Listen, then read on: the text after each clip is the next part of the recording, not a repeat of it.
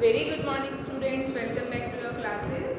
So from today onwards we will again start with your syllabus and today we will start with your history. Fine. So open your history book, chapter number 5th, rulers and buildings. इस chapter में जो है हम देखेंगे कि कौन कौन से रूलर्स ने कौन कौन सी इम्पॉर्टेंट बिल्डिंग्स को जो है कंस्ट्रक्ट कराया. ठीक है, उन बिल्डिंग्स की क्या इम्पोर्टेंस आज है. ठीक है. So open page number 60, chapter number 5, rulers and buildings. सबसे पहले हम इस फिगर को देखेंगे. नीचे एक फिगर गिवन है आपको. This is the figure of Qutub Minar. देखो, Qutub Minar is 5 stories high. Qutub Minar जो है 5 मंजिला ऊंचा है. The band of inscriptions you see are under its first balcony. जो यहाँ पे आपको इंस्क्रिप्शंस की एक बैंड दिखाई दे रही है वो कहाँ पे है? इसकी फर्स्ट जो स्टोरी है, इसकी जो फर्स्ट बालकनी है वहाँ की आपको दिखाई दे रही है. The first floor was constructed by Qutbuddin Aibak and rest by Iltutmish around 1229. जो इसकी फर्स्ट फ्लोर है यानी कि पहली मंजिल है, उसको किसने बनाया था, उसको किसने कंस्ट्रक्ट करवाया था? कुतुबुद्दीन ऐबक द्वारा. और बाकी की जो बिल्डिंग है कुतुब मीनार की, उसको इल्तुतमिश ने 1229 के आसपास कंस्ट्रक्ट करवाया था. Over the years it was damaged by lighting and earthquakes and repaired by Alauddin Khilji, Muhammad Tughlaq, Firoz Shah Tughlaq and Ibrahim Lodi. समय के साथ साथ जब ये खराब होने लगी, डैमेज होने लगी, किससे? रोशनी की वजह से, लाइटिंग की वजह से, या फिर जो अर्थक्वेक्स आए, भूकंप आए, उनकी वजह से, तो उसको किसने ठीक कराया, किसने रिपेयर करवाया? जो बाद के जो रूलर्स थे जैसे कि अलाउद्दीन खिलजी, मोहम्मद तुगलक, फिरोज शाह तुगलक और इब्राहिम लोदी, इन सब ने इनको रिपेयर करवाया जब जब ये डैमेज हुए. ठीक है, चैप्टर स्टार्ट करते हैं. यहाँ आपने कुतुब मीनार की जो है पिक्चर देखी, उसके बारे में देखा. Figure 1 shows the first balcony of Qutub Minar. इस फिगर में जो है आपको कुतुब मीनार की पहली जो है फर्स्ट बालकनी दिखाई दे रही है. Qutbuddin Aibak had this constructed around 1199 के आसपास जो है कुतुबुद्दीन ऐबक ने इसको कंस्ट्रक्ट करवाया था. Notice the pattern created under the balcony by the small arcs and geometrical designs. देखो किस तरीके का जो है डिज़ाइन यहाँ पे जो है, आप पिक्चर को देखो इसको, और देखो कि कितना छोटा और बारीक ज्योमेट्रिकल डिज़ाइन इसमें करवाया गया है. Can you see 2 bands of inscription under the balcony. क्या आप इसके नीचे 2 जो बैंड दिखाई दे रहे हैं इंस्क्रिप्शंस के, उनको देख सकते हैं? इंस्क्रिप्शंस क्या होती है? देखो, आपको पता ही है इंस्क्रिप्शंस क्या होती है. हम फर्स्ट चैप्टर से लेके अभी तक कई बार पढ़ चुके हैं इंस्क्रिप्शंस. ये देखो, ये जो लिखा हुआ है यहाँ पे उर्दू में लिखा हुआ है ये, तो ये 2 बैंड हैं यहाँ पे इंस्क्रिप्शंस के. इंस्क्रिप्शंस क्या होती है? रिटन राइटिंग्स होती हैं, है ना, जो बिल्डिंग्स पे या कहीं पे भी जो है लिखी गई होती है पुराने टाइम में. ठीक है, तो ये 2 बैंड हैं यहाँ पे, एक ये है और एक ये, जहाँ पे कुछ उर्दू में लिखा हुआ है. ठीक है, दीज आर इन अरेबिक. ये कौन सी भाषा में लिखे गए हैं? अरेबिक भाषा में लिखे गए हैं. Notice that the surface of the Minar is curved and angular. जो मीनार का जो सरफेस है वो कैसा है? कर्वी है, कर्व में है और एंगुलर है. Placing an inscription on such a surface required great precision. मतलब कि इस तरीके से देखो, कर्वी है, ठीक है, और एंगुलर भी है. ऐसी जगह पे लिखना यानी कि इंस्क्रिप्शंस को लिखना बहुत ही प्रिसीशन का एक काम है, यानी कि बहुत ज़्यादा उसमें साफ सफाई की ज़रूरत है. बिल्कुल प्रिसाइज लिखना बहुत ही, मतलब एक कलाकारी वाली बात है कि बहुत ही कुशल जो लिखने वाला होगा, इंस्क्रिप्शन लिखने वाला होगा, उसी ने ये काम किया होगा. ठीक है, only the most skilled craft person could perform this task. ठीक है, तो बहुत ज़्यादा जो स्किल्ड क्राफ्ट पर्सन होगा उसी ने ही इस काम को किया होगा और वही ये काम कर सकता है. Remember that very few buildings were made of stone और ब्रिक 800 ईयर्स अगो. आपको याद होगा कि बहुत ही कम बिल्डिंग्स जो है पत्थर की या ब्रिक्स की, ईंटों की जो है 800 साल पहले बनाई जाती थी. What would have been the impact of a building like the Qutub Minar on observers in the 13th century?. अब कुतुब मीनार जैसी बिल्डिंग पे जो है, 13th सेंचुरी में जो है, 13th सेंचुरी में जो है, 13th सेंचुरी में जो है कुतुब मीनार जो है वो कैसा है? कर्व में है और एंगुलर है. Placing an inscription on such a surface required great precision. मतलब कि इस तरीके से देखो, कर्वी है, क्या जो है असर पड़ा होगा, जो कि 13th सेंचुरी की है। Between the 8th and the 18th centuries, kings and their officers built two kinds of structures। 8 से लेके 18वीं सदी के बीच में जो राजा होते थे, ठीक है, और या उनके जो ऑफिसर्स होते थे, वो 2 तरह की बिल्डिंग्स बनवाते थे।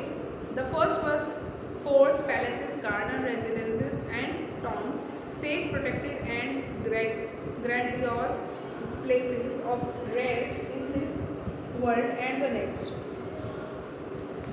देखो, पहले तरह की 2 तरह की बिल्डिंग हम बता रहे हैं बनाई जाती थी। पहले तरह की होती थी जिसमें कोई किले बनवाते थे, महल बनवा देते थे, पैलेसेस वगैरह, ठीक है, गार्डन्स होते थे, टॉम्स होती थी, जो कि सेफ और प्रोटेक्टेड और ग्रैंडियोस प्लेसेस यानी कि बहुत भव्य जो है प्लेसेस होते थे आराम करने के लिए। In this world and the next का मतलब है कि वहाँ पे इन लोगों की कब्रें भी बना दी जाती थी, यानी कि इस जन्म में भी रहते थे और अगले जन्म में भी, ठीक है। और दूसरी तरह की कौन सी बिल्डिंग्स होती थी? The second one structures mean for public activity. दूसरी बिल्डिंग्स वो होती थी, ये तो हो गई राजा महाराजों की अपनी, ठीक है। दूसरी होती थी जो लोगों के लिए बनाई जाती थी, जैसे कि temples, mosques, tanks, wells, caravanserais and bazaars. Kings were expected to care for their subjects. जो राजा है उसको ये माना जाता है कि उसको अपनी प्रजा की जो है केयर करनी होती है, ठीक है। राजा को ही अपनी प्रजा की जो है केयर करनी होती है। And by making structures for their use and comfort, rulers hoped to win their praise. और इस तरह की जो बिल्डिंग्स हैं, इस तरह की चीज़ों को बनवा के रूलर क्या समझते थे कि वो अपने प्रजा की जो है तारीफें पा सकते हैं। Construction activity was also carried out by others.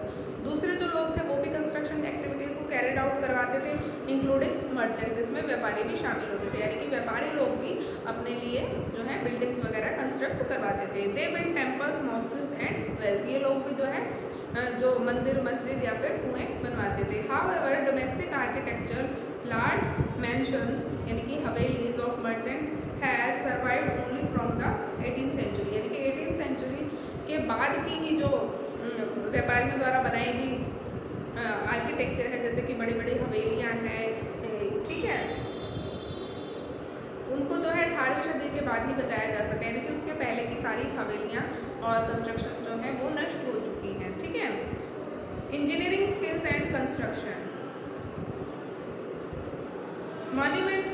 देखो, इंजीनियरिंग स्किल्स यानी कि किस तरीके की इंजीनियरिंग स्किल्स थी उस समय में और कंस्ट्रक्शन किस तरीके से होती थी, हम उसको देखते हैं। Monuments provide an insight into the technologies used for constructions. जो मॉन्यूमेंट्स हैं, ये जो इमारतें हैं, जो भी, ये हमें क्या बताती है? कि इंसाइट देती है, हमें एक झलक दिखाती है कि उस समय में किस तरीके की टेक्नोलॉजी कंस्ट्रक्शन में इस्तेमाल होती थी। Take something like a roof for example, मतलब किसी एक रूफ का, छत का एग्जाम्पल लेते हैं हम।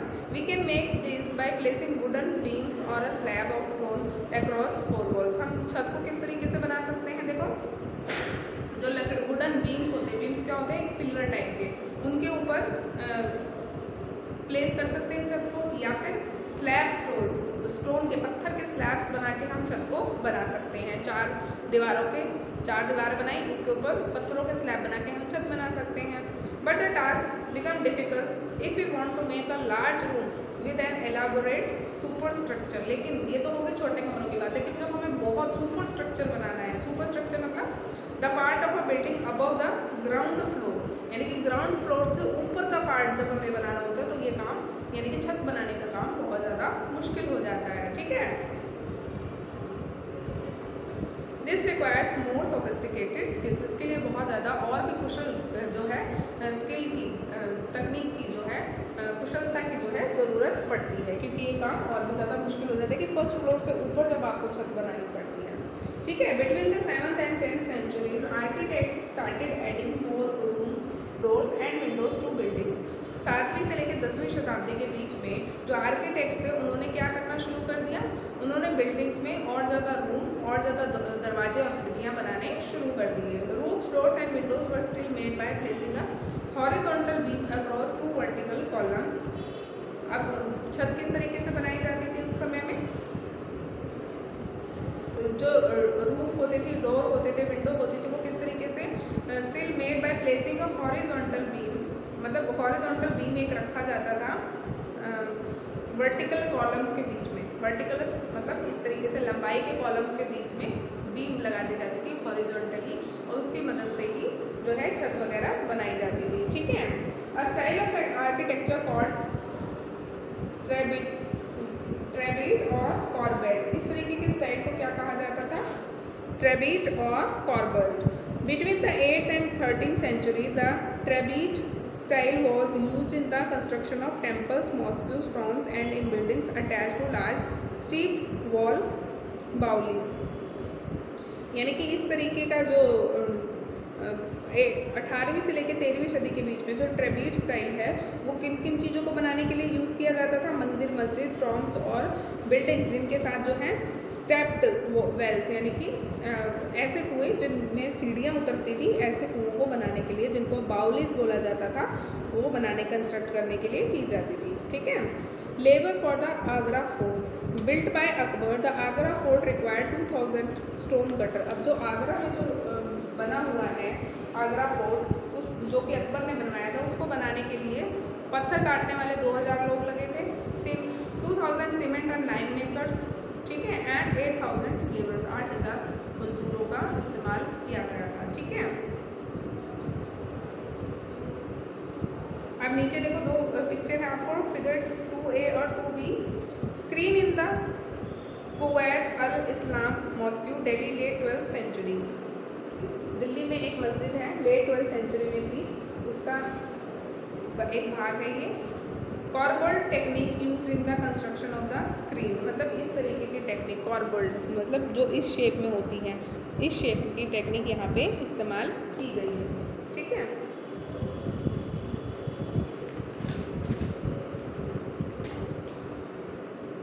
Temple construction in the early 11th century. अब हम देखते हैं कि शुरुआती 11th सेंचुरी में मंदिरों का कंस्ट्रक्शन किस तरीके से किया गया था।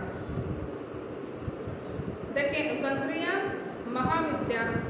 Mahadeva temple dedicated to Shiva was constructed in 999 by the king Dhangadeva of the Chandela dynasty, यानी कि चंदेला डायनेस्टी का एक राजा था धंगादेवा, उन्होंने जो है एक शिव जी के मंदिर का जो है 999 में कंस्ट्रक्ट करवाया था।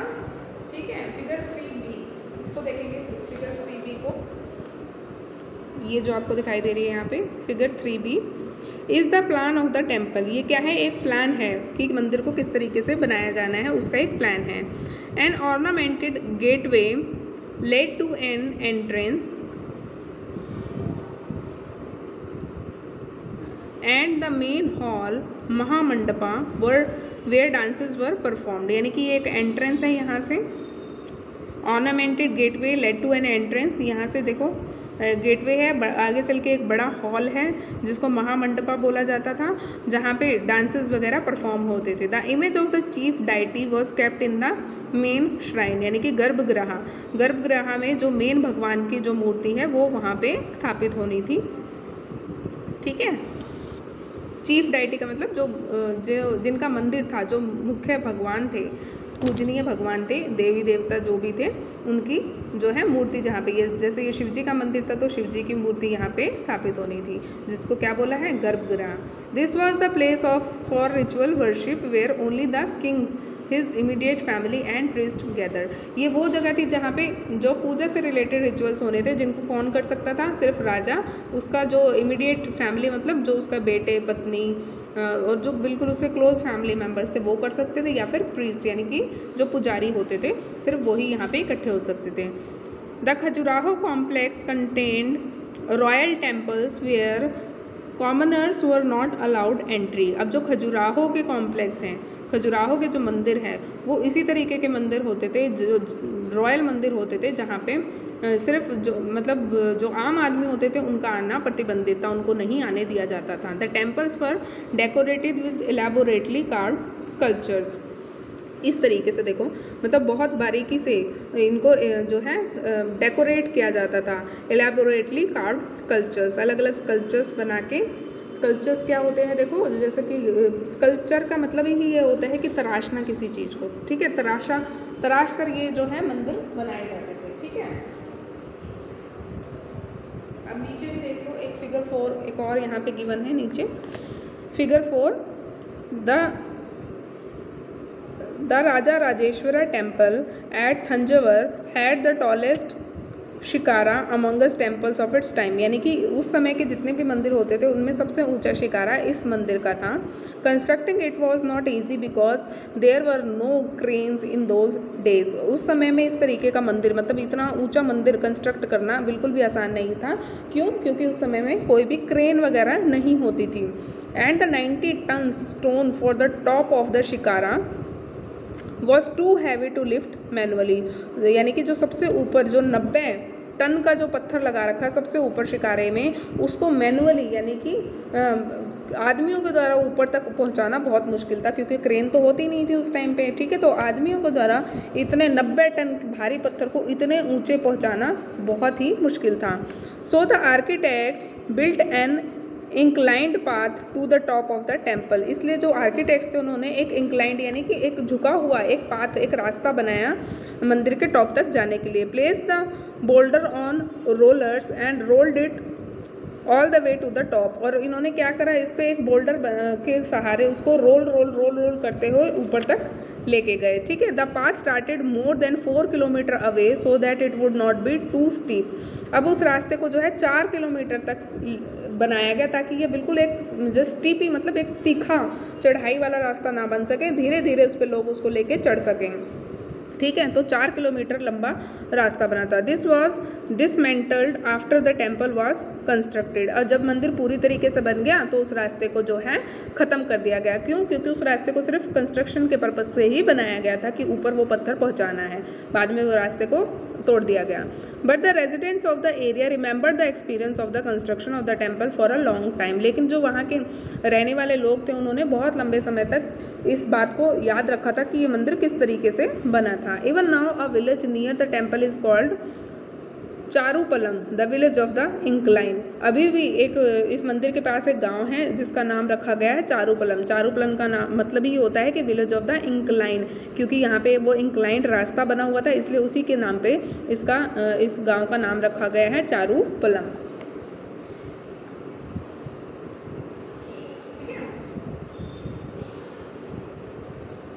The two technological and stylistic developments are noticeable from the 12th century. अब हम देखते हैं कि क्या दो अलग अलग जो इम्पोर्टेंस हैं डेवलपमेंट्स हैं। The weight of the super structure above the doors and Windows was sometimes carried by arcs. This architectural form was called arcuate, a true arc, मतलब इस तरीके का।